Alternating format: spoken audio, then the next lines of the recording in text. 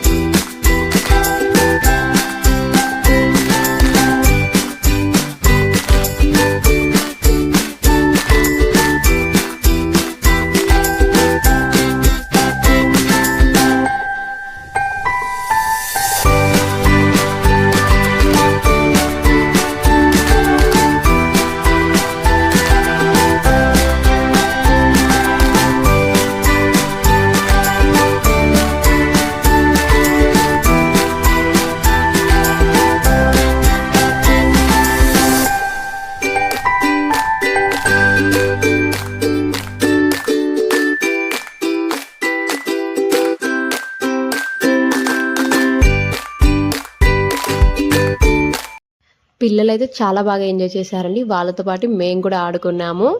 ఇంకా full tired అయిపోయారు. ఇంటికి వెళ్దాం పదండి అంటే టైం అయితే ఇప్పుడు 11 అవుతుంది. మేమైతే ఇంటికి రాము, ఇంకా కాసేపు ఇక్కడ ఆడుకుంటామని వీళ్ళైతే వాటర్తో ఎంజాయ్ చేస్తున్నారు. మార్నింగ్ 7:30కి అలా టిఫిన్ తిన్నారు కదా, ఇంకా మధ్యలో స్నాక్స్ తీసుకొని వచ్చా కదా అవి తిన్నారు. ఇంట్లో అయితే ఆ హెల్తీ ఫుడ్ అస్సలు తిన్నారండి, నువ్వులుంటే కానీ. ఇంకా బయట కాబట్టి తినేసారు ఆడుకొని. ఇంక ఇంటికి వచ్చినాక పొద్దున మ్యాగ్నేట్ చేసి పెట్టుకున్న మటన్ కర్రీ ఇంకా ఈ అన్నం అయితే ఉన్నాను.